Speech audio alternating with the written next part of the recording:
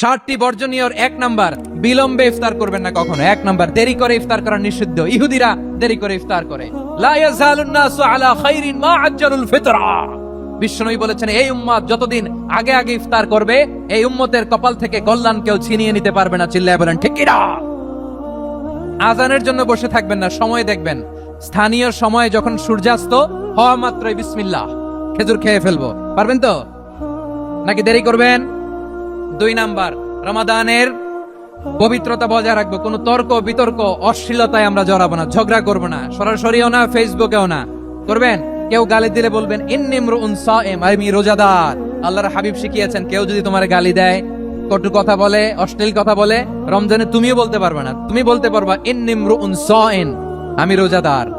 আজকে থেকে নিয়ত করেন, রমজানে কেউ গালি দিলে আপনি একটা গালি দিবেন নাকি? কি বলবেন? রোজাদার, রমজানের পবিত্রতা আমি ভঙ্গ করতে পারবো না। অশ্লীল নাটক সিনেমা আমরা দেখবো না। ব্যাড হ্যাবিট থাকলে রমাদানে এটা ছাড়ার মহা সুযোগ। স্মোকিং এর অভ্যাস আছে অনেকের, ঠিক কিনা? করবেন না কেউ?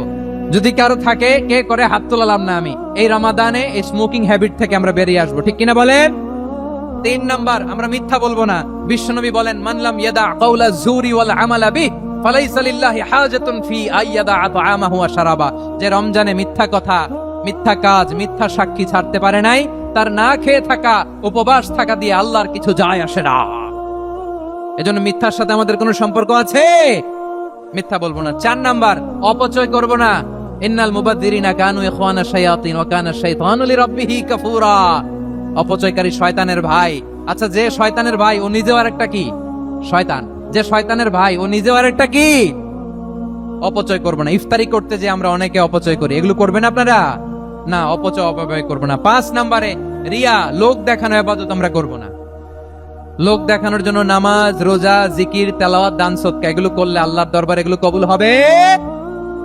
বিশ্বনবী বলেন, দাজ্জালের ফিতনার চেয়ে একটা বড় ফিতনার ভয় আমি করি। সেটা কি? আর রিয়া, শো অফ মেন্টালিটি, লোক দেখানো মানসিকতা। এটা থেকে আমরা বিরত থাকবো ইনশাআল্লাহ। 6 নাম্বার, অনেক গুরুত্বপূর্ণ। ব্যবসায়ী ভাইয়েরা, ব্যবসা করেন কারা কারা? হাত তুলে দেখান তো আমারে। মাশাআল্লাহ, হাত নামান। ব্যবসায়ী ভাইয়েরা, অনেক অসাধু ব্যবসায়ী আছে, রমজান আসলে নিত্য প্রয়োজনীয় পণ্যের মূল্য বৃদ্ধি করে দেয়। এরকম আছে না নাই? এগুলো করবেন না। মজুদদারি করবেন না। পণ্যের কৃত্রিম সংকট বাজারে করবেন না।